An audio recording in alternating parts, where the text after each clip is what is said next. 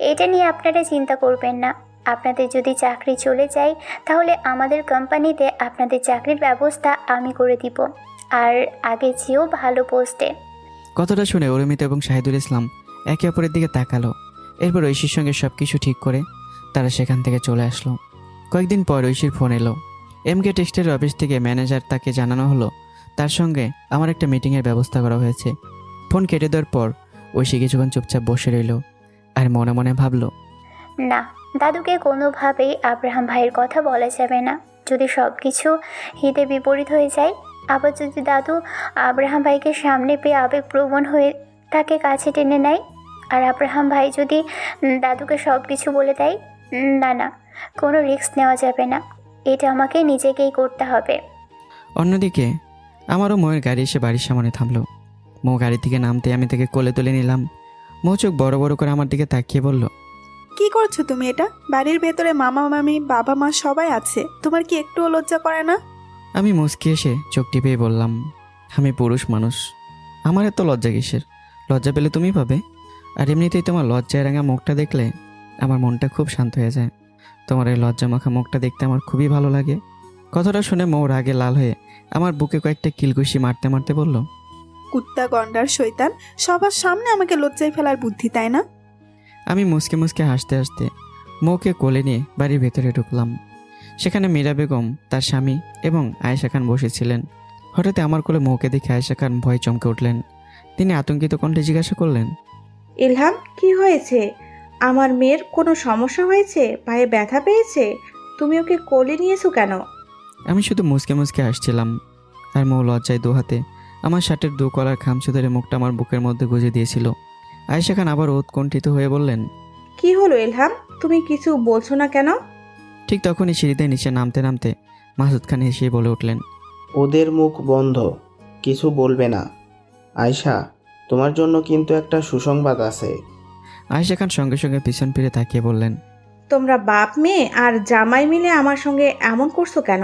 কি হয়েছে বলো? আমার কিন্তু টেনশন হচ্ছে। ও এভাবে ইলহামের কোলে কেন?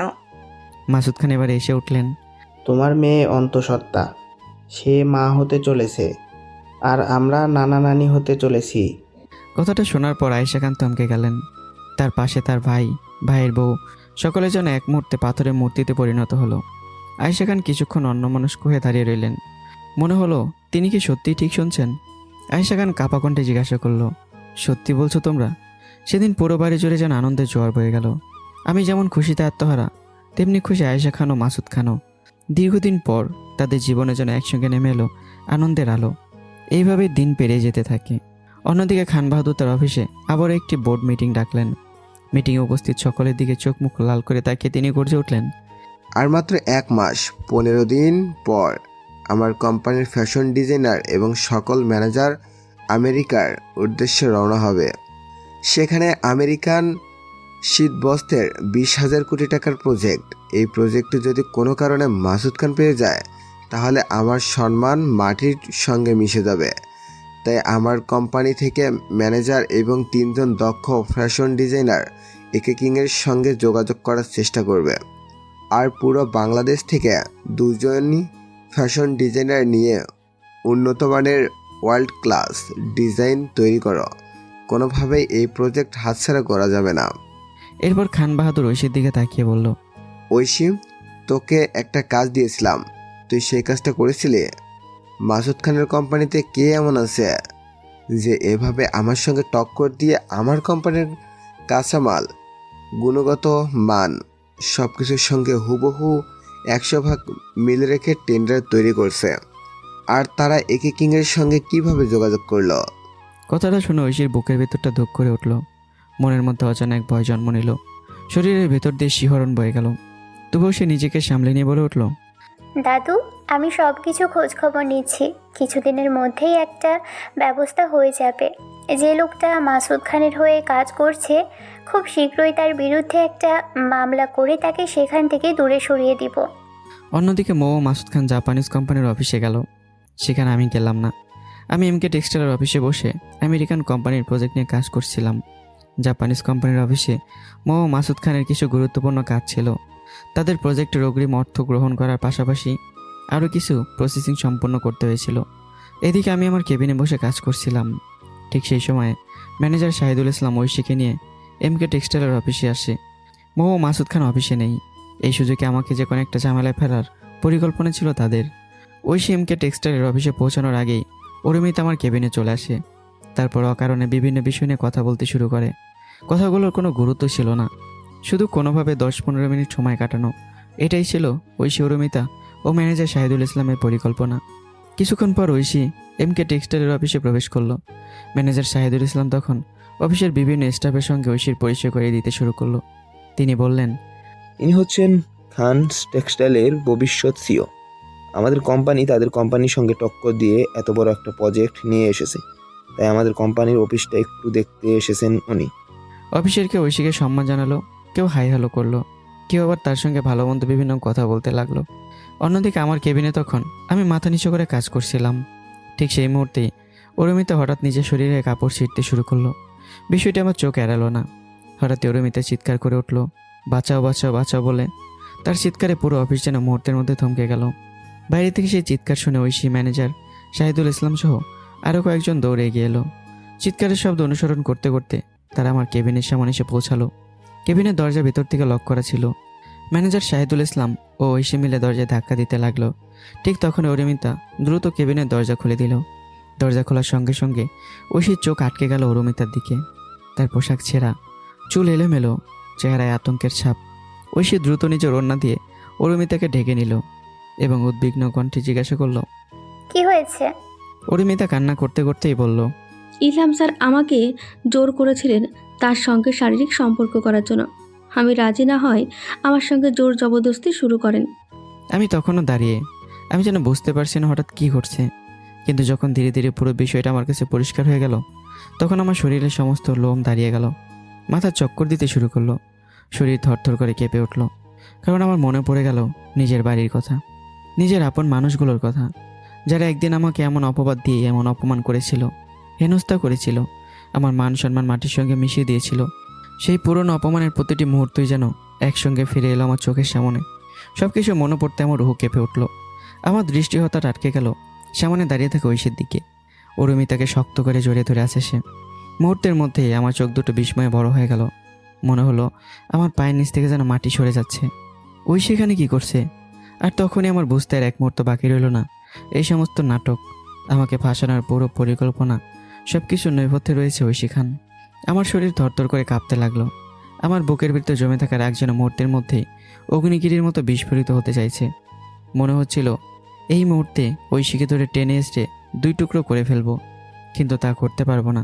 কারণ পুরো অফিসের সামনে কিভাবে প্রমাণ করব যে এটা নিছক একটি সাজানো নাটক? কিভাবে বোঝাবো যে আমাকে পরিকল্পনাভাবে ফাঁসানোর চেষ্টা করা হচ্ছে? আর এই পুরো ষড়যন্ত্রের মাস্টারমাইন্ড অরুমিতাকে জড়িয়ে ধরে দাঁড়িয়ে থাকা ঐশী খান।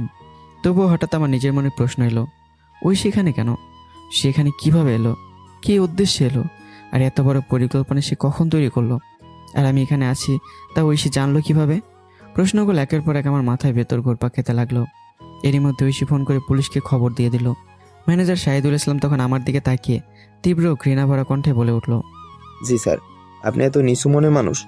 একটা অসহায় মেয়ের অসহায়ত্বের সুযোগ নিয়ে আপনি এই কাজটা করতে পারলেন? আমার বুকের ভিতর যেন আগুন জ্বলে উঠল। স্টপ! আমাকে ফাঁসানো হচ্ছে। এই অরুমিতা আর ঐশী খান টেক্সটাইল থেকে এসেছে। আমার মনে হচ্ছে তারাই আমাকে ফাঁসানোর সব ব্যবস্থা আগে থেকেই করে রেখেছে। আমার কথা শেষ হওয়ার আগেই আশেপাশে থাকা কয়েকজন স্টাফের আগে ফেটে পড়ল। একজন ক্ষুদ্র কণ্ঠে বলে উঠল, স্যার ফালতু কথা বলবেন না। আপনি একটা অসহায় মেয়ের অসহায়ত্বের সুযোগ নিয়ে তার সঙ্গে জোর জবরদস্তি করছেন, আবার এখন বলছেন মিস ঐশী আপনাকে ফাঁসাচ্ছে। আরেকজন রাগে কাঁপতে কাঁপতে বলে উঠল, আপনাদের মতো মানুষের জন্যই দেশটা কলঙ্কিত হয়ে গেছে।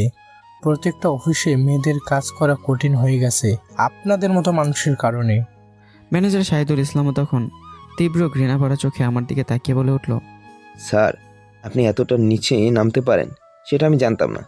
মিস ঐশী আমাদের অফিসে এসেছিলেন। আমাদের কোম্পানি তাদের সঙ্গে টক্কর দিয়ে 10,000 কোটি টাকার প্রজেক্ট নিজেদের করে নিয়েছি, তাই আমাদের অফিস ঘুরে দেখতে এসেছেন। তিনি তো আপনাকে ভালোভাবে চিনতেনই না। আমি কিছু বলার আগে বাইরে থেকে পুলিশের উপস্থিতির খবর পাওয়া গেল। কিছুক্ষণের মধ্যে পুলিশ এসে সেখানে উপস্থিত হলো। একজন পুলিশ অফিসার চারপাশে তাকিয়ে বলে উঠল, এখানে মিস ঐশীকে যিনি থানায় ফোন করে অভিযোগ করেছেন? পুলিশের কথা শুনে আমি যেন মুহূর্তের জন্য পাথর হয়ে গেলাম। আমার শরীরে লোম দাঁড়িয়ে গেল। মনে হলো আবারও কি আমাকে সেই অসম্মানের মুখোমুখি হতে হবে? আবারও কি আমাকে মানুষের সামনে মাথা নিচু করে দাঁড়াতে হবে? লজ্জায় আমার বুকটা যেন ভারী হয়ে উঠল। মনে হলো মাটি যদি এই মুহূর্তে ফেটে যেত তাহলে আমি লজ্জায় সে মাটির ভিতরেই ঢুকে যেতাম। তখন ঐশী পুলিশ অফিসারের দিকে তাকিয়ে বলল, অফিসার, আমি আপনাকে ফোন করে অভিযোগ করেছি। এই সিও আমার সামনে দাঁড়িয়ে থাকা এই লোকটি এই মেয়েটাকে ধর্ষণ করার চেষ্টা করেছে, হয়তো করেও ফেলেছে। কথাটা শুনে আমার মাথা লজ্জায় আরও নুয়ে গেল। আমার ভেতরটা যেন মুহূর্তের মধ্যে ভেঙে চুরমার হয়ে গেল। মনে হলো এই মুহূর্তে আমি ঐশীকে ধরে বিল্ডিংয়ের 6 তলা থেকে নিচে ফেলে দিই, কিন্তু আমি কিছুই করতে পারলাম না। পুলিশ অফিসার তখন ঐশীর দিকে তাকিয়ে বললেন, ঠিক আছে মিস ঐশী, আপনি ভিকটিমকে নিয়ে থানায় আসুন, আমি আসামিকে গ্রেপ্তার করে নিয়ে যাচ্ছি। গ্রেপ্তার শব্দটা আমার কানে পৌঁছাতেই আমার চোখ মুখ লাল হয়ে উঠল। এসি চলা শীতল কেবিনটার ভেতরেও আমার শরীর ঘামে ভিজে উঠতে লাগলো। এই 6 মাসে আমি মৌকে ভালোবেসে ফেলেছি, ভীষণ ভালোবেসে ফেলেছি। আমার মনে শুধু একটাই প্রশ্ন ঘুরপাক খেতে লাগলো, মৌকে কি হারিয়ে ফেলবো? মৌকে আমাকে বিশ্বাস করবে নাকি অবিশ্বাস করবে? মৌকে আমার থেকে দূরে সরে যাবে? এই চিন্তাগুলো আমার বুকের ভেতরটা ছিঁড়ে ফেলতে লাগলো। আর ঠিক তখনই আমার চোখের সামনে ভেসে উঠল মৌয়ের সেই লজ্জায় রাঙা মুখটা, যে মুখটা লজ্জা পেয়ে বারবার আমার বুকের মধ্যে গুঁজে দিত, যে মুখটা দেখলে আমার সমস্ত রাগ অভিমান ক্লান্তি সব কিছু কোথায় যেন হারিয়ে যেত। অজান্তে আমার চোখের কোণ বেয়ে এক ফোঁটা জল গড়িয়ে পড়ল, তারপর আরেক ফোঁটা। অবশেষে অশ্রু থামলো না। আমার মনের ভিতর এখন যেন একসঙ্গে হাজারো ঝড় তুফান বয়ে চলেছে। কিন্তু সেই সমস্ত চিন্তার মাঝেও আমার মাথায় কেবল একটা প্রশ্নই ঘুরপাক খাচ্ছে, মৌকে আমাকে বিশ্বাস করবে? আমি কি মৌকে হারিয়ে ফেলবো? মৌ কি ভুল বুঝবে আমাকে? এই চিন্তাগুলোই যেন আমার বুকের ভেতরটাকে ছিঁড়ে ফেলছে। এরই মধ্যে পুলিশ অফিসার আমার হাতে হাত করা পরিয়ে আমাকে নিয়ে যেতে শুরু করলেন। ঠিক সেই মুহূর্তে অফিসের দরজার সামনে এসে উপস্থিত হলো মৌ। আমার হাতে হাত করা দেখে মৌয়ের বুকের ভেতরটা যেন মুহূর্তের মধ্যেই কেঁপে উঠল। মনে হলো কেউ যেন তার শরীর থেকে রুহটা ছিঁড়ে নিয়ে যাচ্ছে। তার পায়ের নিচ থেকে যেন মাটি সরে গেল, শরীর থরথর করে কাঁপতে লাগলো।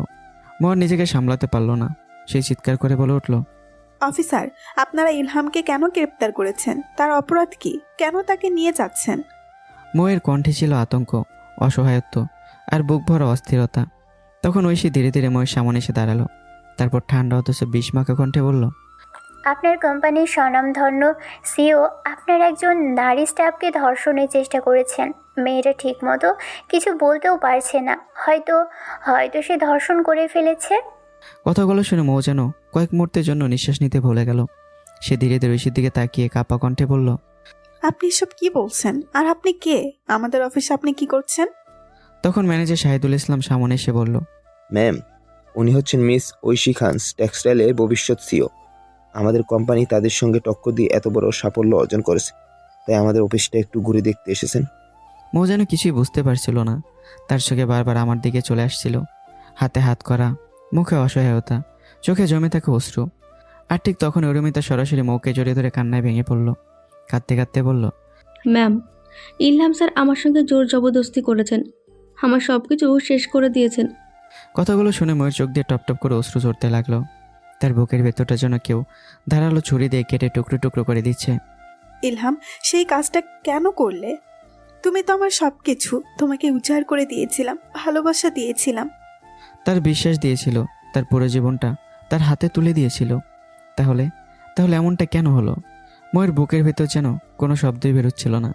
তখনই পাশে দাঁড়িয়ে থেকে একজন স্টাফ হঠাৎ বলে উঠল, অফিসার, আপনি জানেন না এই লোকের চরিত্র কেমন? আমাদের মৌ ম্যাডামের গায়ে কাপড় ঠিক করার অজুহাতে কতবার যে আজে বাজেভাবে হাত দিয়েছে তার কোনো হিসাব নেই। কথাগুলো ময়ের কানে পৌঁছালো, কিন্তু যেন পৌঁছালোও না। সে শুনছিল অথচ কিছুই শুনতে পাচ্ছিল না। মনে হচ্ছিল চারপাশের সমস্ত শব্দ ধীরে ধীরে দূরে সরে যাচ্ছে। মৌ যেন হঠাৎ বধির হয়ে গেছে। তার শরীর কাঁপছিল, চোখ দিয়ে অঝরে অশ্রু ঝরছিল। তার সামনে দাঁড়িয়ে থাকা হাত করা পড়া মানুষটির দিকে তাকিয়ে তার বুকের ভেতরটা শুধু একটা প্রশ্নই ছিন্ন ভিন্ন হয়ে যাচ্ছিল, ইলহাম, তুমি কি সত্যি আমাকে এমন করে ভেঙে দিলে? আমি অসহায়ের মতো ময়ের মুখের দিকে তাকিয়ে রইলাম। যে মানুষটা একসময় নিজের অনুভূতিকে কারো সামনে প্রকাশ করতো না, সেই আমি আজ নিজের স্ত্রীকে হারানোর ভয়ে ভিতর থেকে একেবারে ভেঙে পড়েছি। মৌকে আমি এতটাই ভালোবেসে ফেলেছি যে এখন মৌকে ছাড়া একটা মুহূর্ত থাকা আমার পক্ষে অসম্ভব। পুলিশ যখন আমাকে নিয়ে যেতে শুরু করলো, তখন আমি বারবার পিছন ফিরে তাকাচ্ছিলাম, শুধু একবার ময়ের মুখটা দেখার জন্য। মৌ স্থির হয়ে দাঁড়িয়েছিল, তার চোখে অশ্রু, আমার চোখে অশ্রু, দুজনের চোখের জল যেন নীরবে একে অপরের সঙ্গে কথা বলছিল। আমি যখন পুলিশের সঙ্গে ধীরে ধীরে দূরে সরে যাচ্ছিলাম, তখনও আমি পিছন ফিরে ময়ের দিকে তাকিয়েছিলাম। আর হঠাৎই ময়ের মনে হলো আমার চোখ তাকে কিছু বলতে চাইছে। আমার চোখ যেন নীরবে বলছে, মৌ, আমি এমন কিছু করিনি। আমি তোমাকে ছাড়া অন্য নারীকে কোনো স্পর্শ করিনি কখনো। তুমি আমাকে বিশ্বাস করো। হঠাৎ কি হলো কেউ জানে না, মৌ আচমকে চিৎকার করে উঠল। অফিসার থামুন। তার কণ্ঠে এমন এক তীব্রতা ছিল যে পুলিশের পা থেমে গেল। ময়ের চোখে তখন অশ্রু, কিন্তু সেই অশ্রুর আড়ালে ছিল অটুট বিশ্বাস। সে কাঁপা অথচ দৃঢ় কণ্ঠে বলে উঠল, আমার ইলহাম এটা করতে পারে না। আমি বিশ্বাস করি না আমার ইলহাম এই কাজ করেছে। মাত্র 3টি শব্দ, কিন্তু শব্দগুলো অফিসের বাতাসে ছড়িয়ে পড়তে যেন মুহূর্তের মধ্যেই পুরো পরিবেশ বদলে গেল। ঐশী, অরুমিতা, শাহিদুল ইসলাম সকলের মুখে একসঙ্গে বিস্ময় জমে গেল। অফিসের প্রতিটি স্টাফের চোখ বড় বড় হয়ে গেল। কারো মুখে কোনো কথা নেই, কারো নিঃশ্বাস যেন গলায় আটকে গেছে। মনে হলো সবার বুকের ভেতর যেন একসঙ্গে কোনো অদৃশ্য বিস্ফোরণ ঘটেছে। ঐশীর বুকের ভেতরটা ধক করে উঠল। সে মনে মনে শুধু একটা কথাই ভাবল, আমার ইলহাম। মিস মৌ এই কথার মাধ্যমে কি বোঝাতে চাইছে? একই প্রশ্ন অরুমিতা আর শাহিদুল ইসলামের মনেও জন্ম নিল। তারা দুজনে অবিশ্বাসে ময়ের দিকে তাকিয়ে রইল। পুলিশ অফিসার ধীরে ধীরে পিছন ফিরে ময়ের দিকে তাকিয়ে বললেন, আমি শুনেছি আপনি এই কোম্পানির মালিকের মেয়ে। হয়তো কোনো একটা কারণে আপনার বাবা তাকে এই কোম্পানির সিইও করেছেন, কিন্তু তার মানে এই নয় যে আপনি তার প্রতি অন্ধবিশ্বাস রাখবেন। পুলিশ অফিসার কিছুটা কঠোর কণ্ঠে আবারও বললেন, আর আপনি এটা নিশ্চিত হয়ে কিভাবে বলতে পারেন যে সে এই অপরাধ করেনি? আপনি তো তখন অফিসে ছিলেন না। কি হয় আপনার এই ইলহাম? মৌ কিছুক্ষণ চুপ করে রইল। তার চোখ তখন আমার দিকে স্থির। তারপর ধীরে ধীরে সে বলল, আমার ইলহাম সেই কোম্পানির সিও হওয়ার আগে ময়ের গলা কেঁপে উঠল। সে আমার হাজব্যান্ড। কথাটা বলার সময় তার বুকের ভেতরটা যেন ছিঁড়ে যাচ্ছিল। চোখের জল গড়িয়ে পড়ছিল অনবরত। ময়ের কণ্ঠ আরও ভারী হয়ে উঠল। তবুও সে থামল না। তারপর কাপা ঠোঁটে সে বলল, সে আমার ভালোবাসার মানুষ। সে আমার গর্ব। সে আমার গর্ভের সন্তানের বাবা। কথাগুলো শেষ হওয়ার সঙ্গে সঙ্গে যেন পুরো অফিস আবারও নিস্তব্ধ হয়ে গেল। ঐশীর চোখ বিস্ময়ে স্থির। সে কয়েক মুহূর্ত কোনো কথা বলতে পারল না। তার মনে হলো সে যে মানুষটাকে এতদিন নিজের, একদিন তাকে ভালোবেসেছে, সে আব্রাহাম তার অজান্তেই অন্য এক জীবনের সঙ্গে জড়িয়ে গেছে। অরুমিতার মুখের রঙ মুহূর্তের মধ্যে ফ্যাকাশ হয়ে গেল। তার সাজানো অভিযোগের আড়ালে দাঁড়িয়ে থাকা ময়ের এই অটুট বিশ্বাস যেন তার বুকের ভিতর কাটার মতো বিঁধতে লাগলো। আর শাহিদুল ইসলাম, সে একেবারে স্তব্ধ হয়ে দাঁড়িয়ে আছে। যে মানুষটি কয়েক মুহূর্ত আগেও আমাকে অপরাধী বলে সবার সামনে দাঁড় করিয়ে দিয়েছিল, সে এখন ময়ের চোখের দিকে তাকিয়ে বুঝতে পারছিল এই সম্পর্কটা তার ধারণার চেয়ে অনেক গভীর। অফিসের বাকি স্টাফরাও একে অপরের মুখের দিকে তাকাতে লাগলো। কেউ কিছু বলল না, কারণ ময়ের কণ্ঠে এখন এমন এক বিশ্বাস ছিল যা যুক্তির চেয়েও শক্তিশালী।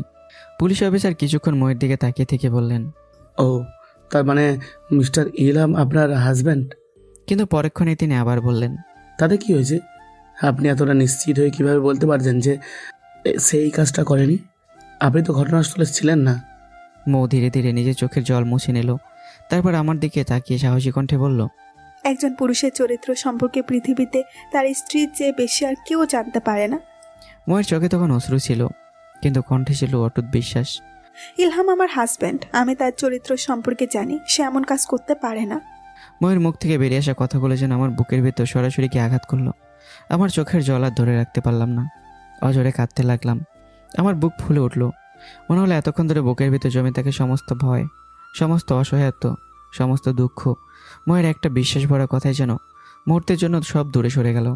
আমি মনে মনে শুধু একটা কথাই বললাম, মৌ, আমি তো শুধু এটাই চেয়েছিলাম, তুমি যেন আমাকে বিশ্বাস করো। ময়ের এই বিশ্বাস আমার কাছে 1000 কোটি টাকার চেয়েও মূল্যবান। কারণ পৃথিবীর সমস্ত সম্পদ হারিয়ে গেলেও একজন মানুষ বেঁচে থাকতে পারে, কিন্তু ভালোবাসার মানুষের বিশ্বাস হারিয়ে গেলে মানুষ বেঁচে থেকেও ভেতর থেকে মরে যায়। পুলিশ অফিসার তখন ময়ের দিকে তাকিয়ে বললেন, মিসেস মৌ, আপনার কাছে কি এমন কোনো প্রমাণ বা যুক্তি আছে যার মাধ্যমে আমি বিশ্বাস করতে পারি যে মিস্টার ইলহাম এই কাজ করেননি? মৌ তখন ধীরে ধীরে বুকটা সোজা করে দাঁড়ালো। চোখ দুটো বড় বড় হয়ে উঠল। চোখে তখনও অশ্রু ছিল, কিন্তু সেই অশ্রুর আড়ালে জ্বলে উঠেছিল এক অদম্য বিশ্বাস। সে দৃঢ় কণ্ঠে বলে উঠল, হ্যাঁ, অবশ্যই আছে। আমার কাছে সঠিক প্রমাণও আছে, যুক্তিও আছে। ময়ের কথা শেষ হতেই মুহূর্তের মধ্যেই পুরো পরিবেশ বদলে গেল। অরুমিতার গলাও শুকিয়ে গেল। তার শরীরে লোম দাঁড়িয়ে গেছে। মনে হলো বুকের ভেতর থেকে নিঃশ্বাসটা কেউ টেনে নিয়ে যাচ্ছে। ঐশী আর নিজেকে স্বাভাবিক রাখতে পারল না। তার শরীর থরথর করে কাঁপতে শুরু করলো। মনের ভিতর একটাই ভয়, যদি সত্যিই কোনো প্রমাণ বেরিয়ে আসে, যদি পুরো পরিকল্পনা প্রকাশ হয়ে যায় আর এটা দাদার কানে পৌঁছালে, আমি অতীতে আব্রাহামের বিরুদ্ধে যা যা করেছি সব কিছু বের হয়ে আসবে। তাহলে তাহলে সব কিছু শেষ। ম্যানেজার শাহিদুল ইসলামেরও শরীর কাঁপছিল, তারও মুখ শুকিয়ে গেছে, গলার ভেতরে যেন কথাগুলো আটকে গেছে। অফিসের অন্যান্য স্টাফদের চোখে বিস্ময়ে বড় বড় হয়ে গেল। সকলেই নিঃশ্বাস বন্ধ করে মোয়ের দিকে তাকিয়ে আছে। মো আবার ধীরে ধীরে বলল, আচ্ছা অফিসার, আপনি একবার আমার দিকে তাকান, তারপর যার সঙ্গে আমার হাজবেন্ডের এসব করেছে বলে দাবি করা হচ্ছে সেই মেয়েটার দিকেও তাকান। মো একটু থামলো, তারপর শান্ত অথচ আত্মবিশ্বাসী কণ্ঠে বলল, এবার বলুন তো, আমাদের দুজনের মধ্যে কে বেশি সুন্দর? পুলিশ অফিসার কিছুক্ষণ মো আর অনুমিতার দিকে তাকিয়ে রইলেন, তারপর মুচকি এসে বললেন, মিসেস মৌ, আপনি কি আমার সঙ্গে মজা করছেন? কাকে আপনি কার সঙ্গে তুলনা করছেন? আপনার সৌন্দর্যের সামনে তো সব কিছুই তুচ্ছ। আপনাকে দেখলে যে কোনো মানুষ বলবে স্বর্গ থেকে ভুল করে পৃথিবীতে চলে আসা কোনো অপ্সরা। কথাটা শুনে অফিসের পরিবেশ যেন এক মুহূর্তের জন্য নীরবতায় নেমে এলো।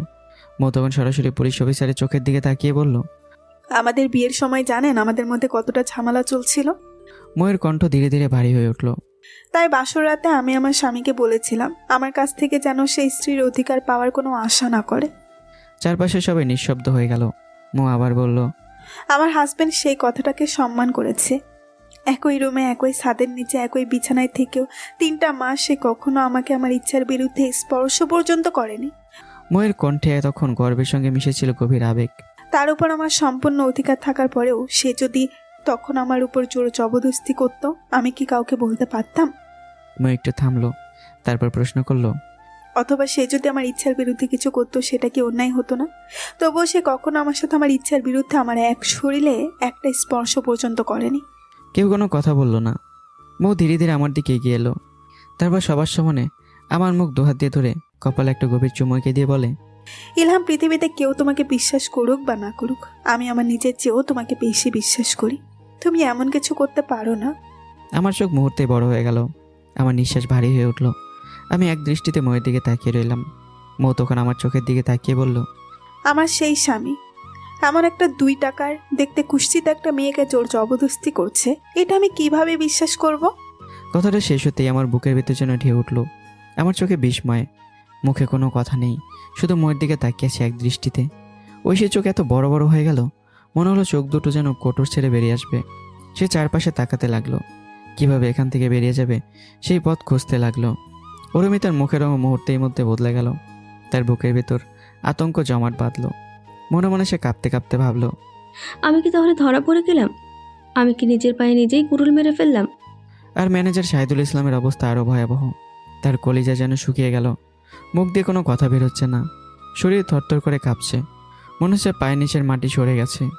অফিসের অন্যান্য স্টাফদের চোখও বড় বড় হয়ে গেল। কিছুক্ষণ আগের আতঙ্কের জায়গায় ধীরে ধীরে তাদের মুখে ফুটে উঠল এক অদ্ভুত প্রশান্তি।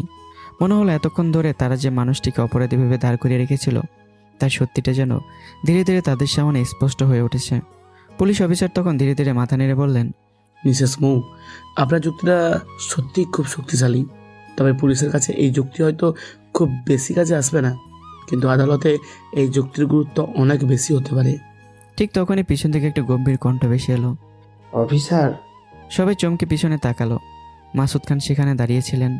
তিনি অনেকক্ষণ ধরে দূর থেকে সব কিছু দেখছিলেন এবং শুনছিলেন। এবার আর নিজেকে চুপ করে রাখতে পারলেন না। তিনি বলে উঠলেন, অনেকক্ষণ ধরে আপনাদের পেছন থেকে কথাগুলো দেখছি আর শুনছি, কিন্তু এখন আর চুপ থাকতে পারলাম না। মো পিছন ফিরে তাকাতেই তার চোখে পড়ল তার বাবা। পর মুহূর্তে সে ছুটে গিয়ে মাসুদ খানকে জড়িয়ে ধরল। বুকের ভিতর জমে থাকা সমস্ত কষ্টই যেন বাবার বুকে মাথা রাখতেই অশ্রু হয়ে বেরিয়ে এলো। মো কাঁদতে কাঁদতে বলল, বাবা, আমার ইলহাম এই কাজ করতে পারে না। আমি নিজের চেয়েও বেশি ওকে বিশ্বাস করি। মাসুদ খানের কথা শেষ হতেই যেন পুরো অফিসের বাতাসটাই হঠাৎ ভারী হয়ে গেল। কয়েক মুহূর্ত আগেও যেখানে উত্তেজনা, চিৎকারের অভিযোগ চারপাশে কাঁপছিল, সেখানে এখন নেমে এসেছে এক অস্বস্তিকর নীরবতা। মাসুদ খান ধীরে ধীরে তার মেয়ের মাথায় হাত বুলিয়ে বললেন, আমি জানি ইলহাম এই কাজ করেনি। এতক্ষণ আমি শুধু দাঁড়িয়ে দাঁড়িয়ে দেখছিলাম আমার মেয়ের বিশ্বাসটা কতটা গভীর তার স্বামীর প্রতি, সেটা দেখছিলাম। আর আজ আমি নিজের চোখে দেখলাম পৃথিবীর সমস্ত অপশক্তি তোর বিশ্বাসের কাছে কতটা তুচ্ছ। মো বাবার বুকে মুখ লুকিয়ে অধরে কাঁদছিলেন। তার বুকের ভেতর যেন এতক্ষণে জমে থাকে সমস্ত ভয়, কষ্ট আর অসহায়তা একসঙ্গে কান্না হয়ে বেরিয়ে আসছিল। মাসুদ খান এবার ধীরে ধীরে পুলিশ অফিসারের দিকে তাকালেন। তার কণ্ঠে এবার আর কোনো উত্তেজনা নেই, বরং সেই কণ্ঠে ছিল এমন এক দৃঢ়তা যা শুনলে যে কারো বুকের ভেতর অজান্তেই একটা শিহরণ বয়ে যায়। অফিসার, আমার মেয়ের জামাই এবং এই কোম্পানির সিইও যে কেবিনে বসে, একটা সময় সেই কেবিনটাই ছিল আমার, আর তখন আমি সেখানে একটা গোপন সিসিটিভি ক্যামেরা লাগিয়েছিলাম। কথাটা শেষ করে তিনি আর এক মুহূর্ত থামলেন, তারপর বললেন, চলুন অফিসার, আজ না হয় সেই সিসিটিভি ফুটেজটাই দেখা যাক। কথাটা যেন বজ্রপাতের মতো আঘাত করলো অরুমিতা, ঐশী আর শাহিদুল ইসলামের ওপর। অরুমিতার মুখে সমস্ত রক্ত মুহূর্তেই শুকিয়ে গেল। কিছুক্ষণ আগে যে মেয়েটি কাঁদতে কাঁদতে নিজেকে অসহায় প্রমাণ করার চেষ্টা করছিল, তার চোখের ভিতরে এখন স্পষ্ট আতঙ্ক। তার ঠোঁট কাঁপছে, গলাও শুকিয়ে কাঠ। মনে হচ্ছে বুকের ভিতর কেউ হাত ঢুকিয়ে তার হৃৎপিণ্ড মুঠো করে চেপে ধরেছে। ঐশী স্থির হয়ে দাঁড়িয়ে রইল। তার চোখে আগের সে আত্মবিশ্বাস নেই। যে পরিকল্পনাকে সে এত নিখুঁত ভেবেছিল, যে পরিকল্পনার মাধ্যমে আমাকে সবার চোখে অপরাধী বানিয়ে দিতে চেয়েছিল, সেই পরিকল্পনার সবচেয়ে বড় শত্রু হয়ে দাঁড়িয়েছে একটি সিসিটিভি ক্যামেরা। আর শাহিদুল ইসলাম, তার ঠোঁট শুকিয়ে গেছে, চোখের পাতা পর্যন্ত নড়ছে না। মনুষ্য তার সামনে ধীরে ধীরে এমন একটি দরজা খুলে যাচ্ছে যার উপাসে রয়েছে তার নিজের ধ্বংস। অরুমিতা ধীরে ধীরে ঐশীর কাছে এগিয়ে গেল, তারপর কাপা কণ্ঠে ফিসফিস করে বলল, ম্যাম, কিছু একটা করুন। আমরা তো মনে হয় ভালোভাবেই ফেসে গেছি, আমাদের সব কিছু শেষ হয়ে যাবে। শাহিদুল ইসলামও নিচু গলায় একই কথা বলতে শুরু করলো। ম্যাম, কিছু একটা করতে হবে। যদি ফুটেজে সব কিছু ধরা পড়ে যায়? ঐশী তীক্ষ্ণ চোখে দুজনের দিকে তাকালো। তার নিজের ভেতরের আতঙ্ক ছিল, কিন্তু সেটা প্রকাশ করলো না, বরং দাঁত চেপে নিচু গলায় বলল, এখানে যা হবে হোক, তোমরা ভুলেও আমার নাম মুখে নেবে না। অরুমিতা আতঙ্কিত চোখে তাকালো। ঐশী আবার বলল, আমি এখান থেকে বের হওয়ার পর তোমাদের জন্য যা যা করা দরকার সব করব, কিন্তু যদি একবারও আমার নাম মুখে নাও তাহলে তোমাদের জন্য আমি কিছুই করব না।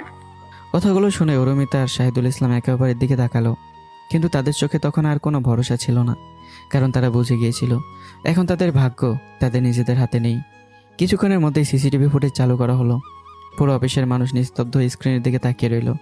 এই স্ক্রিনে দেখা গেল আমি আমার কেবিনে বসে নিজের কাজ করছিলাম। অরুমিতা সেখানে ঢুকলো। কিছুক্ষণ সে আমার সঙ্গে কথা বলল। আমি নিজের কাজে ব্যস্ত হয়ে পড়লাম।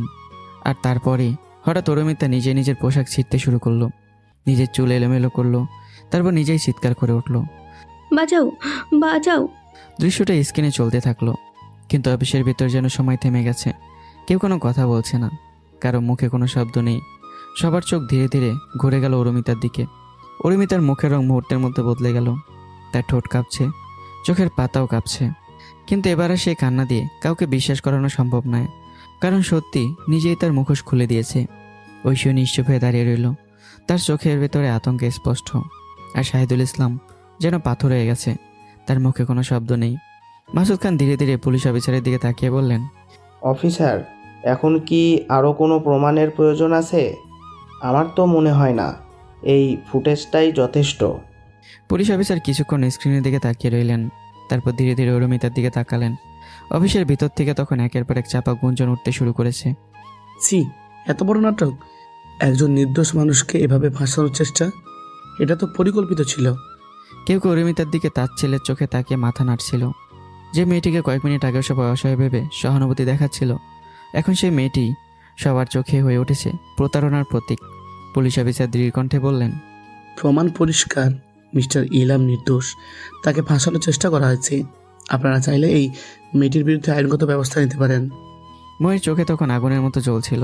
সে ধীরে ধীরে অরুমিতার দিকে তাকিয়ে বলল, অবশ্যই এই মেয়েটার বিরুদ্ধে আমি আইনগত ব্যবস্থা নিব। সে সরাসরি আমার কলিজায় আঘাত করেছে। কেউ আমার ক্ষতি করলে আমি তাকে ক্ষমা করে দিব, কিন্তু কেউ যদি আমার ভালোবাসার বুকে আঁচল লাগায় আমি তার অস্তিত্ব মুছে দেব। ময়ের কণ্ঠে কোনো চিৎকার ছিল না, কিন্তু সেই শান্ত কণ্ঠের ভিতরে এমন এক তীব্রতা ছিল যা অরুমিতার বুক কাঁপিয়ে দিল। ঠিক তখন অরুমিতা হঠাৎ চিৎকার করে উঠল, স্যার, আমি একা জড়িত নই।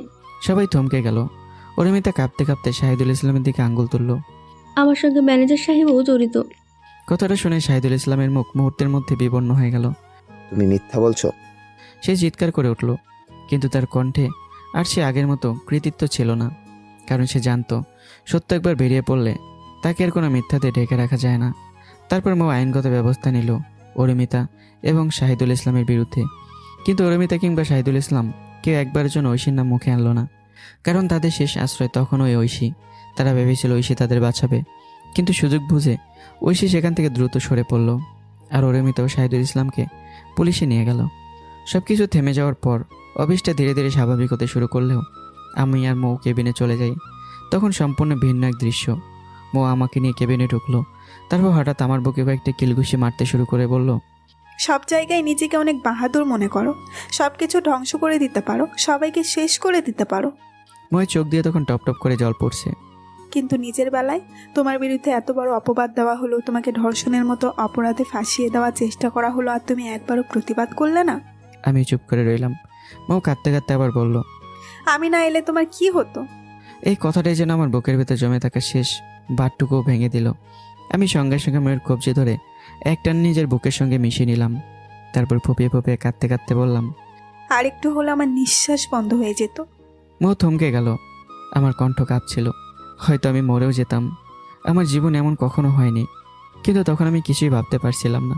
না অপমান, না পুলিশ, না জেল। আমি শুধু তোমাকে হারানোর ভয়ে কাঁপছিলাম। ময়ের বুকটা যেন ভেঙে গেল, তার চোখের জল আর কোনোভাবেই থামলো না।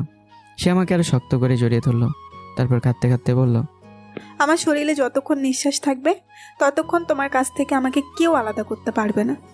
আমি চোখ বন্ধ করে মৌকে শক্ত করে জড়িয়ে ধরলাম। মৌ আমার বুকের মধ্যে মুখ লুকিয়ে ফিসফিস করে বলল, আমি তোমাকে অনেক ভালোবাসি ইলহাম, আমার নিজের জীবনের চেয়েও বেশি ভালোবাসি। আমার চোখ দিয়ে আবারও জল গড়িয়ে পড়ল।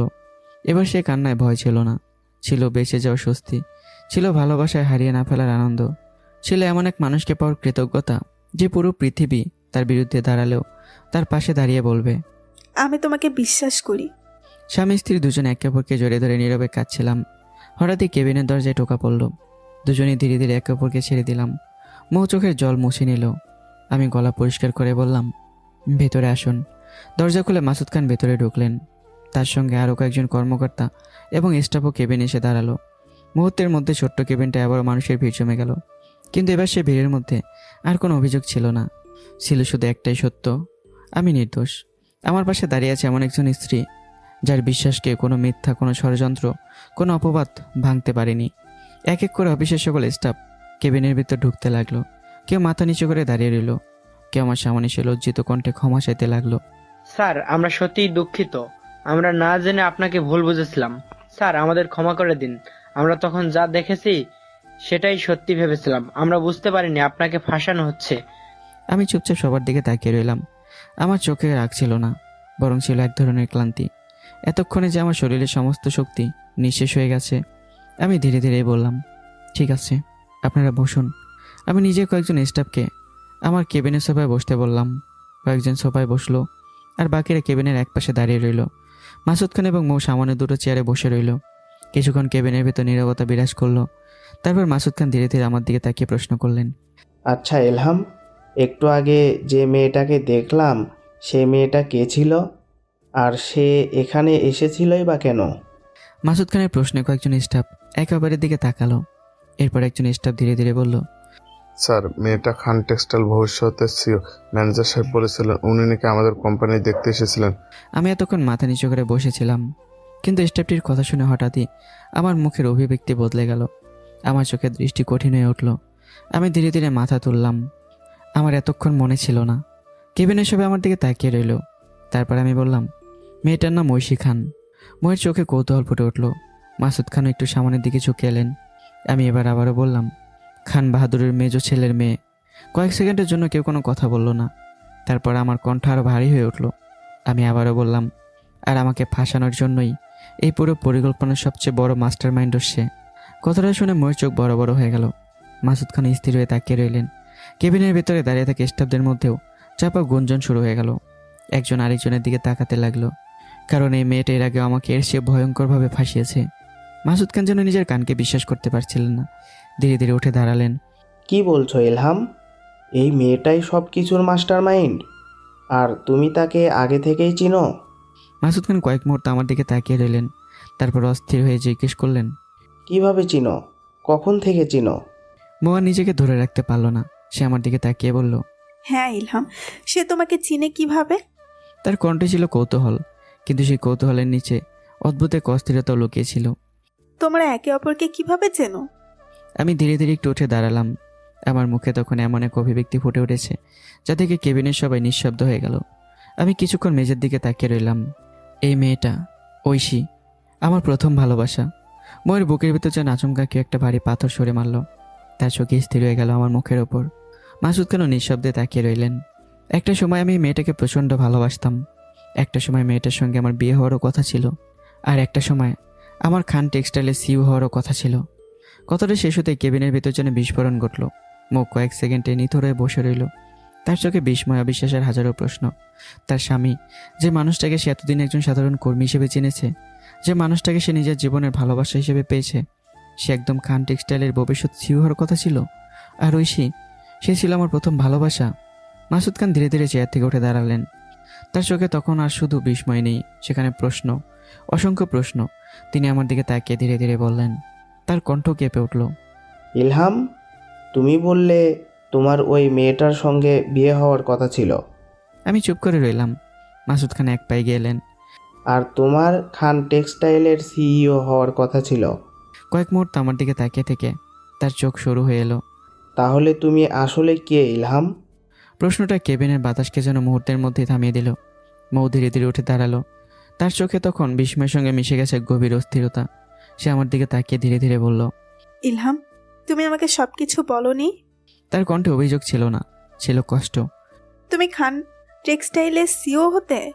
বইয়ের চোখে জল জমে উঠল। তাহলে তুমি আমাকে কে বলে পরিচয় দিয়েছিলে? তুমি আসলে কে? আমি চোখ বন্ধ করলাম। আমার চারপাশে তাকিয়ে থাকে স্টাফদের কেউ বিস্ময় একে অপরের দিকে তাকাচ্ছে।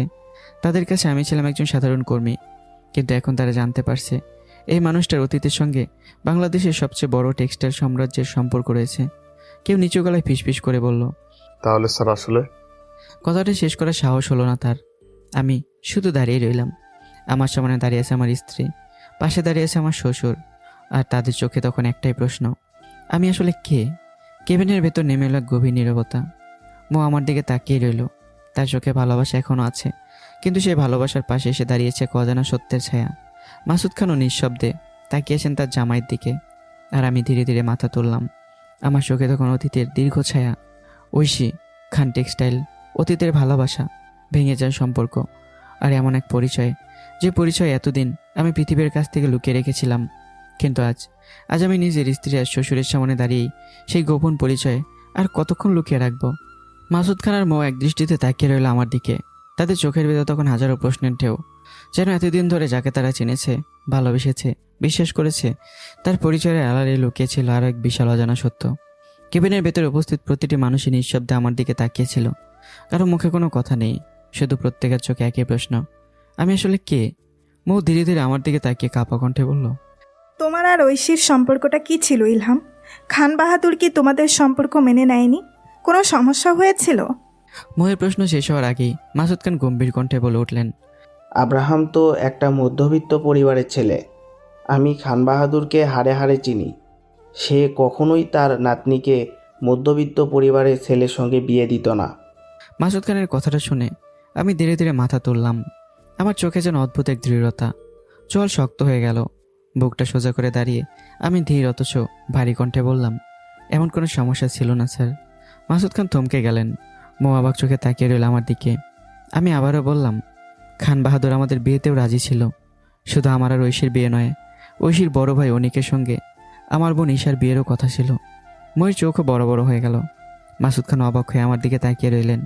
সব কিছু ঠিকঠাক ছিল। দুই পক্ষের সম্মতিতে বিয়ের কথা হয়েছিল, কিন্তু বিয়ের দিন আমাদের বিয়ে ভেঙে যায়। কি? ময়ের গলা শুকিয়ে গেল। সে ধীরে ধীরে আমার দিকে চোখে পড়ে বলল, কেন ইলহাম? এমন কি হয়েছিল যার জন্য সবকিছু ঠিক থাকার পরেও তোমাদের বিয়ে ভেঙে গেল? মাসুদ খানও গম্ভীর দৃষ্টিতে তাকিয়েছিল আমার দিকে। কয়েক মুহূর্ত নীরব রইলাম। তারপর ধীরে ধীরে মৌ আর মাসুদ খানের দিকে ঝুঁকে পড়ে এমন এক কণ্ঠে বললাম, যার প্রতিটি শব্দের জন্য কেবিনের দেয়ালে গিয়ে ধাক্কা লাগলো। সমস্যা ছিল একটাই, যেই সমস্যার প্রায় প্রতিটি ধনী পরিবারের ভেতরে লুকিয়ে থাকে। খান বাহাদুরের 50,000 কোটি টাকার সম্পত্তি। শব্দগুলো উচ্চারিত হওয়ার সঙ্গে সঙ্গে কেবিনের বাতাস যেন জমে গেল। মাসুদ খান ও মৌ দুজনেই রীতিমতো কেঁপে উঠল। একজন স্টাফার নিজেকে সামলে রাখতে না পেরে অবাক কণ্ঠে জিজ্ঞাসা করলো। আমি ধীরে ধীরে তার দিকে তাকালাম। তারপর ঠোঁটের কোণে একটুখানি তিক্ত হাসি ফুটে উঠল। আমি থামলাম। তারপর বুক ফুলিয়ে বললাম, কারণ খান বাহাদুরের 50,000 কোটি টাকার বিশাল টেক্সটাইল সাম্রাজ্য সামলানোর একমাত্র যোগ্য উত্তরাধিকার ছিলাম আমি। কথাটা শুনে যেন কেবিনের ভিতর অদৃশ্য কোনো বিস্ফোরণ ঘটল। মহের চোখ বড় বড় হয়ে গেল। মাসুদ খানের মুখের সমস্ত রং মুহূর্তের মধ্যে বদলে গেল। স্টাফদের নিঃশ্বাস ভারী হয়ে উঠল। কারো চোখে বিস্ময়, কারো চোখে অবিশ্বাস। কেউ বুঝে উঠতে পারছে না তার এতদিন যাকে সাধারণ একজন কর্মী, একজন দক্ষ ফ্যাশন ডিজাইনার হিসেবে দেখেছে, তার পরিচয়ের আড়ালে আসলে কী লুকিয়েছিল। আমি Abraham Khan Ilham, son of আসলাম খান। ব্যাস এতটুকু বলে আমি থেমে যাই। কিন্তু আমার বলা মাত্র কয়েকটি শব্দই যেন পুরো কেবিনের সময় থামিয়ে দেয়। কেউ কথা বলল না, কেউ নড়ল না, শুধু একে অপরের নিঃশ্বাসের শব্দ শোনা যাচ্ছিল। মাসুদ খান ধীরে ধীরে চেয়ার থেকে উঠে দাঁড়ালেন। তার চোখ বড় বড় হয়ে গেছে, ঠোঁট কাঁপছে। মনে হচ্ছিল তিনি যেন নিজের কানকে বিশ্বাস করতে পারছেন না। হঠাৎ তিনি কাঁপা অথচ বিস্ফোরিত কণ্ঠে বললেন, তার মানে? তিনি থেমে গেলেন। তারপর আমার দিকে তাকিয়ে চিৎকার করে উঠলেন, তার মানে তুমি খান বাহাদুরের নাতি? মাসুদ খান আরও এক পায়ে গেলেন। খান বাহাদুরের বড় ছেলে আসলাম খানের ছেলে? তুমি সেই আব্রাহাম খান ইলহাম যাকে খান বাহাদুর অপমান করে বাড়ি থেকে বের করে দিয়েছিল? কেবিনের ভিতরে উপস্থিত প্রত্যেকের বুকের ভিতর যেন ধুক করে উঠল। মাসুদ খান থামলেন না। যাকে খান বাহাদুর বাংলাদেশের কোনো কোম্পানিতে চাকরি না দেওয়ার নির্দেশ দিয়েছিল? মৌ তখন স্থির হয়ে আমার দিকে তাকিয়েছিল। তার চোখে অবিশ্বাস, বিস্ময়, কষ্ট সব কিছু একসঙ্গে জমে উঠেছে। আমি ধীরে ধীরে মাথা তুললাম। আমার চোখে তখন বহু বছরে জমে থাকা অপমানের আগুন। হ্যাঁ, আমি সেই আব্রাহাম খান ইলহাম, যাকে হাজার অপমান, অপদস্থ আর তুচ্ছ তাচ্ছিল্য করে বাড়ি থেকে বের করে দেওয়া হয়েছিল, যার সম্মান মাটির সঙ্গে মিশে দেওয়া হয়েছিল একটা মিথ্যা অপবাদের কারণে। সে অপমান, সে অবিশ্বাস, সে দিনগুলো সব কিছু যেন আবার আমার চোখের সামনে বেশি উঠল। মোহন নিজেকে ধরে রাখতে পারল না। সে ধীরে ধীরে আমার সামনে এসে দাঁড়ালো। তার চোখ দিয়ে অশ্রু গড়িয়ে পড়ছে, কিন্তু সে কান্নার মধ্যে ছিল না কোনো অভিযোগ, ছিল শুধু অসহায় কষ্ট। মৌ কাঁপা কণ্ঠে বলে উঠল, প্লিজ ইলহাম। আমি তার দিকে তাকালাম। ময়ের চোখে তখন কান্নায় ভিজে গেছে। সে ধীরে ধীরে বলল, তুমি সব কিছু খুলে বলো, আমি সব কিছু শুনতে চাই। এক মুহূর্ত থেমে মৌ ফুপিয়ে উঠল। আমি আর নিতে পারছি না ইলহাম। আমার বুকের ভেতরে যেন মোচড় দিয়ে উঠল। এতদিন আমি নিজের অতীতকে বুকের মধ্যে পাথরের মধ্যে চাপা দিয়ে রেখেছিলাম, কিন্তু আজ আমার সামনে দাঁড়িয়ে আছে আমার স্ত্রী, আমার ভালোবাসার মানুষ, আমার সন্তানের মা, যে মানুষটি আমার প্রতি পৃথিবীর সকল অপশক্তির বিরুদ্ধে দাঁড়িয়ে বলেছে আমার ইলহাম এটা করতে পারে না। আর সেই মানুষটি আমার চোখের দিকে তাকিয়ে সত্য জানতে চাইছে। আমি ধীরে ধীরে ময়ের দিকে তাকিয়ে রইলাম। আমার চোখে জমে উঠল অশ্রু। আর কেবিনের ভিতর উপস্থিত সবাই নিঃশব্দ অপেক্ষা করতে লাগলো আব্রাহাম খান ইলহামের জীবনে আসলে কি ঘটেছিল। কি সেই অপমান, যে অপমানের কারণে 50,000 কোটি টাকা সাম্রাজ্যের উত্তরাধিকার হয়েও আজ সে একজন সাধারণ কর্মচারীর পরিচয় বেঁচেছিল। আর কেনই বা খান বাহাদুর নিজের আপন নাতিকে সমস্ত পৃথিবীর সামনে ধ্বংস করে দিতে চেয়েছিল। এরপর আমি শুরু থেকে সব কিছু খুলে বলতে শুরু করলাম। খান বাহাদুর ওই বাড়িতে আমাকে একের পর এক অপমান, আমার হাঁটু ছিলে যাওয়া পর্যন্ত আমাকে অপমানিত করা, ঈশার গর্ভবতী হওয়া, তারপর ঈশার আত্মহত্যার চেষ্টা, আর নিজের বিয়ে, কানাডায় চলে যাওয়া, সব কিছু একটা ঘটনা বাদ দিলাম না। প্রতিটি কথা বলতে বলতে আমার কণ্ঠ কখনো ভারী হয়ে আসছিল, কখনো থেমে যাচ্ছিল, যেন আমি শুধু অতীতের কথা বলছিলাম না, নিজের বুকের ভিতর চাপা পড়ে থাকা প্রতিটি ক্ষত আবার নতুন করে খুলে দিচ্ছিলাম। কেবিনের ভিতরে উপস্থিত সকল স্টাফ নিস্তব্ধ হয়ে শুনছিল। তাদের চোখ বড় বড় হয়ে গেছে। তারা যেন কল্পনা করতে পারছিল না একজন মানুষকে ধ্বংস করে দেওয়ার জন্য কেউ এতটা নোংরা, এতটা নিকৃষ্ট, এতটা ঘৃণ্য ষড়যন্ত্র করতে পারে। একজন মানুষকে শুধু অপমান করে থামেনি তারা, তার সম্মান কেড়ে নেওয়া হয়েছে, তার ভালোবাসাকে ভেঙে দেওয়া হয়েছে, তার বোনের জীবন নিয়ে খেলেছে, আর শেষ পর্যন্ত তাকে পৃথিবীর সমান অপরাধী বানিয়ে দেওয়ার চেষ্টাও করেছে। মৌ আর মাসুদ খানের চোখ বড় বড় হয়ে গেছে। তাদের নিঃশ্বাস ভারী হয়ে উঠেছে। মৌয়ের চোখ দিয়ে টপ টপ করে অশ্রু গড়িয়ে পড়েছে। কাঁপা কণ্ঠে সে বলে উঠল, ভিডিওগুলো কোথা থেকে এসেছিল আর কিভাবে বানানো হয়েছিল ওই ভিডিও? কে বানিয়েছিল আর খান বাহাদুরকে কে পাঠিয়েছিল সেই ভিডিওগুলো? এই সমস্ত ষড়যন্ত্রের মূল হোতা কে? আমি ধীরে ধীরে বললাম, এইসবের সঙ্গে ঐশী অনেকটাই জড়িত ছিল। প্রথমে আমি সন্দেহটা তাদের উপর করিনি, কিন্তু বাড়ি থেকে আমাকে বের করে দেওয়ার পর রাস্তায় ঈশা যখন আমাকে সব কিছু খুলে বলেছিল, অনিককে সে কী বলেছিল, কীভাবে সৈনিকের সন্তানের মা হতে চলেছে, এসব যখন আমি জানতে পারি তখন বুঝতে পারি এইসবের পেছনে ঐশীও জড়িত। কথাটা শুনে মাসুদ খান হঠাৎ চিৎকার করে উঠলেন, তুমি সম্পূর্ণ ভুল আব্রাহাম, তুমি সম্পূর্ণ ভুল। আমি থমকে গেলাম। মাসুদ খান চল শক্ত করে বলে উঠলেন, ঐশী যতটুকুই করুক, এত বড় আর এত ডেঞ্জারাস ষড়যন্ত্রের পেছনে শুধু ঐশী নেই। তিনি এক মুহূর্ত থামলেন, তারপর দৃঢ় কণ্ঠে বললেন, এর পিছনে ঐশীর মা রিনা খান জড়িত। আমি শতভাগ গ্যারান্টি দিয়ে বলতে পারি।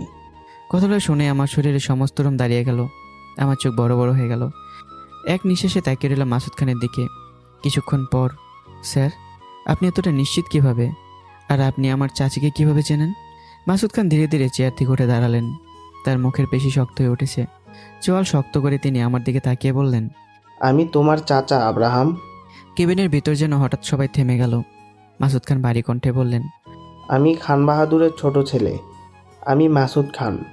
কথাটা শুনেই আমি সঙ্গে সঙ্গে চেয়ার থেকে উঠে দাঁড়ালাম। আমার চোখ বিস্ফোরিত, মুখে অবিশ্বাস। কি, আপনি আমার চাচ্চু? মাসুদ খান নীরবে তাকিয়ে রইলেন। আমার চোখে তখন অবিশ্বাসের সঙ্গে মিশে গেছে বিস্ময়ে। তাহলে আপনি সেই মানুষ যাকে দাদু বাড়ি থেকে বের করে দিয়েছিল? কথাটা শুনে ময়ূর চোখ বড় বড় হয়ে গেল। কেবিনে থাকা প্রত্যেকটা স্টাফও বিস্ময় একে অপরের দিকে তাকিয়ে রইল। তারপর ধীরে ধীরে সবার দৃষ্টি গিয়ে থামলো মাসুদ খানের ওপর। মাসুদ খান গম্ভীর নিঃশ্বাস ফেললেন, তারপর ধীরে ধীরে বলে উঠলেন, তুমি অনেক কিছুই জানো না আব্রাহাম। রিনা ভালো মানুষের মুখোশ পরে থাকা এক শয়তান। কেবিনের ভেতর নিস্তব্ধতা আরও গভীর হয়ে গেল। মাসুদ খান বলেই চললেন, তোমার দাদু কখনো কোনো মেয়ের কথাই সহজে পাত্তা দিত না, কিন্তু মেয়েরা এমন এমন ছলনা করতে পারে, এমন এমন অভিনয় করতে পারে, যা দিয়ে একজন পুরুষকে অনায়াসেই ধ্বংস করে দেওয়া যায়। তিনি দীর্ঘ শ্বাস ফেললেন। আমি ছিলাম আমাদের 3 ভাইয়ের মধ্যে সবার ছোট। মাসুদ খান ধীরে ধীরে অতীতের দিকে ফিরে গেলেন। তোমার বাবা আসলাম খান ছিল আমার বড় ভাই। তিনি বিয়ে করার 5 দিন পর তোমার মেজো চাচা রিনা খানকে বিয়ে করে বাড়িতে নিয়ে আসে। মাসুদ খানের চোখে তখন তীব্র ঘৃণা। আর সেই রিনা খান খুব কৌশলে আমাকে এমনভাবে ফাঁসানোর চেষ্টা করেছিল যেন আমি তাকে ধর্ষণ করার চেষ্টা করেছি। আমার চোখে বিস্ফোরিত হয়ে গেল। কি, আপনাকে ধর্ষণের মিথ্যা অপবাদ দিয়েছিল? মৌ কান্নারত অবস্থায় চোখ বড় বড় করে তার বাবার দিকে তাকিয়ে রইল। তার কণ্ঠ কেঁপে উঠল।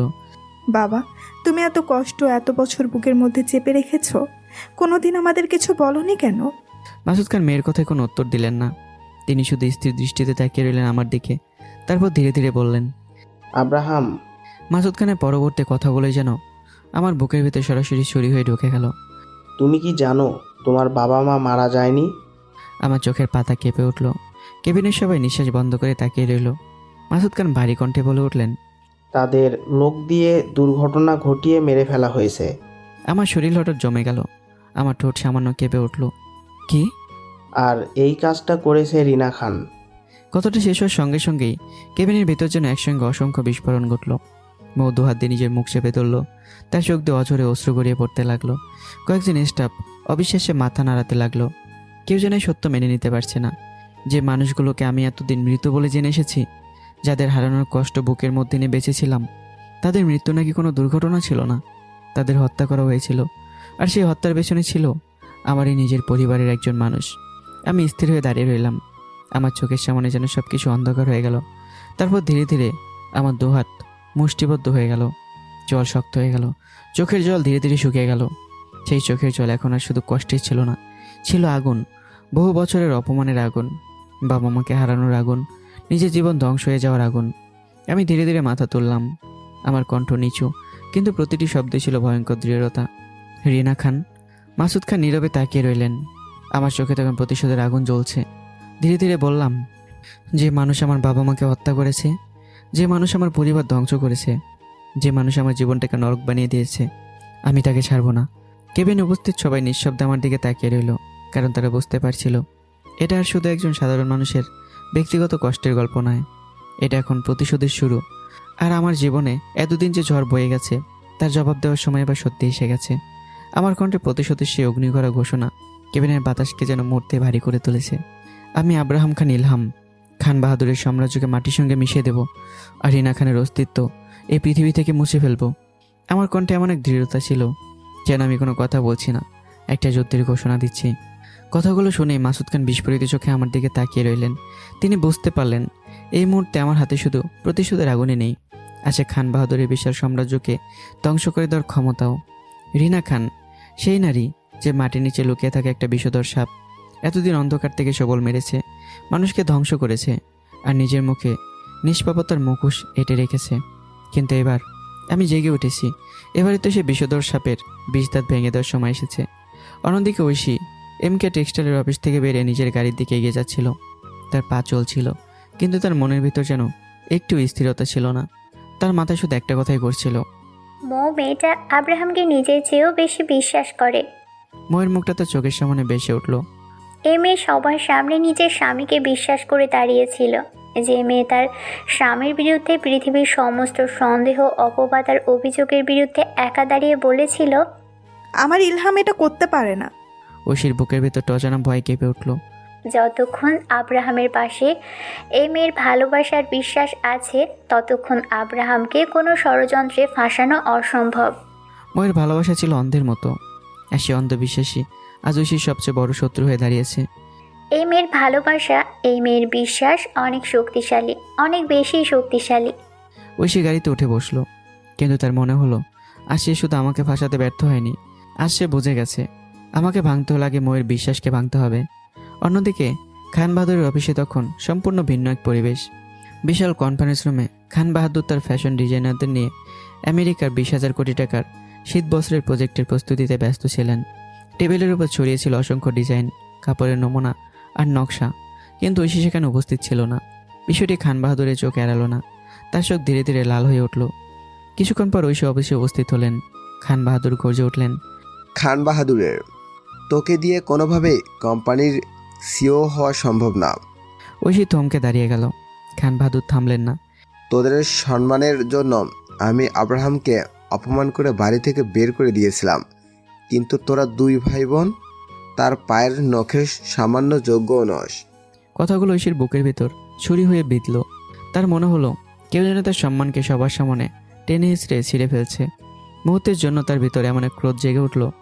ইচ্ছে হলো এই মুহূর্তে নিজের দাদুর গলা চেপে ধরে সব অপমানের জবাব দিয়ে দিতে, কিন্তু বাস্তবতা তাকে থামিয়ে দিল। খান বাহাদুরের ক্ষমতার সামনে সে এখনও তুচ্ছ, একটি বালুর কণার মতো। খান বাহাদুর আবারও গর্জে উঠলেন, আর মাত্র 15 দিন আছে। তোরা ফ্যাশন ডিজাইনারদের সঙ্গে থেকে এই প্রজেক্টের ডিজাইন তৈরি করবে। যেদিকে যে সমস্যা হবে সেই সমস্যার সমাধান করবে।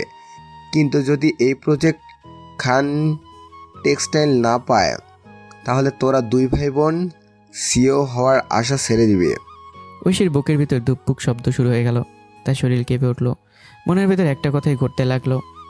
একদিকে আব্রাহাম দাঁড়িয়ে আছে খান টেক্সটাইলকে পথে নামিয়ে দেওয়ার জন্য, আর আমি চাইলেও এখন তাকে কিছু করতে পারছি না, কারণ তার পাশে আছে তার স্ত্রী, যে স্ত্রী তাকে অন্ধের মতো ভালোবাসে।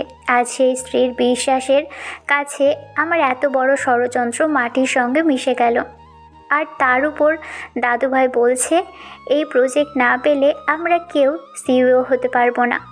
ঐশীর বুকের ভেতরটা যেন আরও ভারী হয়ে উঠল। অন্যদিকে আমি আর মো বাড়িতে ফিরে এলাম। রাতের খাবার খেয়ে শেষে দুজনেই নিজেদের ঘরে এলাম। তখন বাইরের পৃথিবীর সমস্ত কোলাহল যেন দরজার ওপারেই থেমে গেল। মো ধীরে ধীরে আমার বুকে মাথা রাখলো। কিছুক্ষণ নীরব থাকার পর নিচু কণ্ঠে বলল, জানো ইলহাম, আমি জানি না আমি প্রথম যাকে ভালোবেসেছিলাম সেই আবিরের প্রতি আমার ভালোবাসাটা সত্যিকারের ছিল কিনা, নাকি তোমাকে এখন যে ভালোবাসি সেটাই সত্যিকারের ভালোবাসা। আমি কিছুক্ষণ চুপ করে রইলাম। তারপর ধীরে ধীরে বললাম, মৌ, আমিও তো এটাই চিন্তা করছি। ঐশীকে আমি সবসময় খুব ভালোবাসতাম, কিন্তু তাকে হারানোর পর আমার একটুও কষ্ট হয়নি। কিন্তু আজ যখন মনে হচ্ছিল আমি তোমাকে হারিয়ে ফেলবো, তখন সে ভয়টা আমাকে ভেতর থেকে দুর্বল করে দিয়েছে। মনে হচ্ছিল তোমাকে হারালে আমার পৃথিবীতে আর কিছুই থাকবে না। ময়ের চোখ ধীরে ধীরে বেজে উঠল। তখন অশ্রু ভেজা কণ্ঠে বলল, আবিরের জন্য আমি কখনো এমন কষ্ট পাইনি, কিন্তু আজ যখন তোমাকে পুলিশ নিয়ে যাচ্ছিল তখন মনে হচ্ছিল কেউ আমার বুকের ভেতর থেকে আমার কলিজাটা ছিঁড়ে নিয়ে যাচ্ছে। ময়ের কণ্ঠ কেঁপে উঠল। তোতলাতে তোতলাতে বলল, আমি মৌ, আমি আমার আব্রাহামকে ছাড়া বাঁচতে পারবো না। আমি তোমাকে নিজের জীবনের চেয়েও বেশি ভালোবাসি আব্রাহাম। কথা শেষ করে মৌ আমাকে শক্ত করে জড়িয়ে ধরলো। তার বুকের ভিতর জমে থাকা সমস্ত কান্না যেন একসঙ্গে বেরিয়ে এলো, আর হু হু করে কাঁদতে লাগলো সে। ময়ের চোখের জলে আমার বুক ভিজে গেল। আমিও তাকে শক্ত করে জড়িয়ে ধরে ফিসফিস করে বললাম, মৌ, আমি তো তোমাকে হারানোর কথাই চিন্তা করতে পারছিলাম না। তুমি যদি আমাকে আর একটু দেরি করে আটকাতে, তাহলে হয়তো আমার নিঃশ্বাস বন্ধ হয়ে আমি মরে যেতাম। মৌ সঙ্গে সঙ্গে আমার মুখটা দুহাত দিয়ে চেপে ধরলো। প্লিজ এমন কথা আর বলবে না। তোমাকে হারানোর কথা আমি চিন্তাও করতে পারি না। আমি তাকে আরও শক্ত করে বুকে টেনে নিলাম। তারপর চোখ বন্ধ হয়ে গেল। মনের ভিতর থেকে নিঃশব্দে একটা প্রার্থনা বেরিয়ে এলো। হে আল্লাহ, তোমার কাছে কোটি কোটি শুক্রিয়া। তুমি ঐশীর মতো একজন বেঈমান মানুষকে আমার জীবন থেকে সরিয়ে দিয়েছো, আর মোয়ের মতো একজন সত্যিকারের ভালোবাসার মানুষকে আমার জীবনে দিয়েছো। অন্যদিকে মো আমার বুকে মাথা রেখে মনে মনে বলল, আবিরকে হারানোর কোনো আফসোস আমার জীবনে নেই, কিন্তু তোমাকে পাওয়ার যে আনন্দ তা আমি কখনো কল্পনাও করিনি। সেই রাতে দুজনের মাঝখানে কোনো অভিমান রইল না, রইল না কোনো দূরত্ব। ভালোবাসা, আদর আর একে অপরকে আঁকড়ে ধরে স্পর্শে স্পর্শে ভরিয়ে দিলাম দুজন দুজনকে। আমরা রাতটা পার করে দিলাম। ভোরের আলো জানালার ফাঁক দিয়ে ঘরে ঢুকতেই মৌ ধীরে ধীরে চোখ মেলল। চোখ খুলেই বুঝতে পারলো সে এখন আমার বুকের মধ্যে জড়িয়ে আছে। দুজনের শরীরের ওপর কম্বল জড়ানো। মৌ ধীরে ধীরে কম্বলটা সরাতে গিয়েও থমকে গেল। তার মুখ মুহূর্তে লাল হয়ে উঠল। নিজের শরীরে কোনো প্রকার কাপড়ের অস্তিত্ব ছিল না। নিজের শরীরে কোনো কাপড় না থাকায় বিষয়টি বুঝতে পেরে সে লজ্জায় চোখ নামিয়ে ফেলল। ঠিক তখনই আমার ঘুম ভেঙে গেল। ময়ের লজ্জায় লাল হয়ে যাওয়া মুখটা দেখে আমার ঠোঁটে দুষ্ট হাসি ফুটে উঠল। আর দুষ্টুমি করে বললাম, থাক না, এভাবে তোমাকে দেখতে আমার যে কি ভালো লাগছে তুমি জানো না। মন জুড়িয়ে যাচ্ছে। মৌ সঙ্গে সঙ্গে চোখ বড় বড় করে আমার বুকে কয়েকটা কিল ঘুষি দিয়ে বলে, শৈতান, কুত্তা, গন্ডার, লুচ্চা, যখন তখন আমাকে লজ্জা দেবে। তোমার মুখে কি কিছুই আটকায় না? আমি হো হো করে এসে উঠলাম। মৌ দ্রুত নিজের শরীরে চাদর জড়িয়ে নিয়ে বাথরুমের দিকে ছুটে গেল। আর আমি তার দিকে তাকিয়ে হাসতে থাকলাম, কারণ এই লজ্জায় লাল হয়ে যাওয়া মুখটাই ছিল আমার সবচেয়ে প্রিয়। ময়ের এই লজ্জা পাওয়াই ছিল আমার কাছে পৃথিবীর সবচেয়ে সুন্দর দৃশ্য। এভাবে দিন গড়িয়ে রাত নামে, রাত পেরিয়ে আবার ভোর আসে। সময়ের কাঁটা নিজের গতিতে এগিয়ে যেতে থাকে, কিন্তু সেই সময়ের সঙ্গে সঙ্গে এগিয়ে আসছিল এমন এক দিন, যে দিনটির অপেক্ষায় ছিল বাংলাদেশের ব্যবসায়িক অঙ্গনের দুই প্রতিদ্বন্দ্বী। একদিকে খান বাহাদুর, অন্যদিকে মাসুদ খান। আমেরিকান কোম্পানির বিশাল শীত বস্ত্রের টেন্ডার জমা দেওয়ার দিন যতই ঘনিয়ে আসছিল, ততই দুই পক্ষের প্রস্তুতি আরও তীব্র হয়ে উঠছিল। অবশেষে সেই গুরুত্বপূর্ণ দিনটি একেবারে সামনে এসে দাঁড়ালো। মাসুদ খানের অফিসে সেদিন ছিল অন্যরকম ব্যস্ততা। আমি আমার ফ্যাশন ডিজাইনারদের নিয়ে একটি গুরুত্বপূর্ণ মিটিংয়ের আয়োজন করেছি। মিটিংয়ে উপস্থিত ছিলেন মাসুদ খান ও মৌ। কনফারেন্স টেবিলের উপর একের পর এক ডিজাইন নকশা সাজানো ছিল। কেউ কথা বলছিল না, সবার চোখ ছিল আমার দিকে। আমি ধীরে ধীরে একের পর এক ডিজাইন উপস্থাপন করতে শুরু করলাম। প্রথম ডিজাইনটি স্ক্রিনে ভেসে উঠতেই ঘরের পরিবেশ বদলে গেল। তারপর দ্বিতীয়টি, তৃতীয়টি। প্রতিটি ডিজাইনই ছিল আলাদা সৌন্দর্য, আলাদা আধুনিকতা, আলাদা চিন্তা। জ্যাকেটের গুণগত মান, কাপড়ের ব্যবহার, নকশার সৌন্দর্য সব কিছু যেন একসঙ্গে মিলেমিশে এক অসাধারণ রূপ ধারণ করেছে। মাসুদ খান এক দৃষ্টিতে স্ক্রিনের দিকে তাকিয়ে রইলেন। তার চোখে ধীরে ধীরে বিস্ময় ফুটে উঠল। ময়ের চোখও বিস্ময়ে বড় হয়ে গেল, যেন সে বিশ্বাসই করতে পারছিল না একটি জ্যাকেট ডিজাইন এতটা আকর্ষণীয় হতে পারে। আমি শেষ ডিজাইনটি উপস্থাপন করে শান্তভাবে দাঁড়িয়ে রইলাম, কিন্তু আমার সামনে বসে থাকা মাসুদ খানের বুকের ভেতর তখন অন্যরকমের উত্তেজনা। তিনি মনে মনে বললেন, এই টেন্ডার, এই প্রজেক্ট আমরাই পাবো। তার চোখের সামনে ভেসে উঠল খান বাহাদুরের সে আত্মবিশ্বাসী মুখ। খান বাহাদুর, তুমি বলেছিলে আমার উল্টো গণনা শুরু হয়ে গেছে, মাসুদ খানের ঠোঁটের কোণে ধীরে ধীরে এক অদৃশ্য হাসি ফুটে উঠল। কিন্তু তুমি জানো না তোমার সাম্রাজ্যের উল্টো গণনা অনেক আগেই শুরু হয়ে গেছে। অন্যদিকে খান বাহাদুরেরও কোনো কমতি রাখছিলেন না। আমেরিকান কোম্পানির বিশাল প্রজেক্টটি পাওয়ার জন্য তিনি যেন কোমর বেঁধে মাঠে নেমে পড়েছিলেন। তার 55 বছরের ব্যবসায়িক জীবনে এর চেয়ে বড় প্রজেক্ট নিয়ে কাজ করেছে, কিন্তু এই প্রজেক্ট তাকে এভাবে নাড়িয়ে দিচ্ছে, যার জন্য তাকে এতটা অস্থির হয়ে উঠতে হয়েছে। কিন্তু এবার পরিস্থিতি অন্যরকম, কারণ তার সামনে দাঁড়িয়েছিল মাসুদ খান। আর সবচেয়ে ভয়ঙ্কর বিষয়ে, মাসুদ খান একাই যুদ্ধ লড়ছে না, কে একজন তার পাশে দাঁড়িয়ে আছে। কে একজন এমনভাবে তাকে প্রস্তুত করছে যে মানুষটি খান বাহাদুরের 55 বছরের ব্যবসায়িক অভিজ্ঞতা, সাম্রাজ্য আর আত্মবিশ্বাস সব কিছুকে একসঙ্গে প্রশ্নের মুখে দাঁড় করিয়ে দিয়েছে। খান বাহাদুর একা নিজের অফিসে বসেছিলেন। তার সামনে ছড়িয়েছিল আমেরিকান প্রজেক্টের নকশা, ফ্যাশন ডিজাইনের নমুনা ও বিভিন্ন রিপোর্ট। কিন্তু তার চোখ সেসবের ওপর ছিল না, তার চোখ ছিল দূরে। মনে হচ্ছিল তিনি কোনো ডিজাইন দেখছেন না, তিনি নিজের সাম্রাজ্যের ভবিষ্যৎ দেখার চেষ্টা করছেন। তার মনের মধ্যে প্রশ্নটা বারবার ফিরে আসছিল, মাসুদ খান, একার পক্ষে আমার সঙ্গে এভাবে যুদ্ধ করার কোনোভাবেই সম্ভব নয়।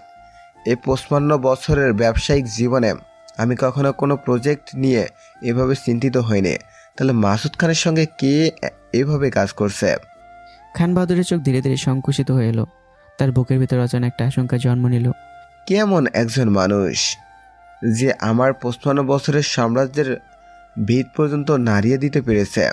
ঘরের নীরবতার মধ্যেই খান বাহাদুরের মুঠো শক্ত হয়ে গেল, কিন্তু তিনি জানতেন না যে মানুষটির সন্ধান তিনি এতদিন ধরে করছেন, যে মানুষটির পরিচয় জানার জন্য তার সমস্ত শক্তি ব্যয় হচ্ছে, সেই মানুষটি ইতিমধ্যে তার সাম্রাজ্যের একেবারে সামনে দাঁড়িয়ে গেছে। এরপরে ঘটবে মহাভূমিকম্প, মহাঝড়, যে ঝড়ে তছনছ হয়ে যাবে খান বাহাদুরের সাম্রাজ্য। তো কি হতে পারে এরপর? আর হ্যাঁ বন্ধুরা, আজকে এ পর্যন্তই।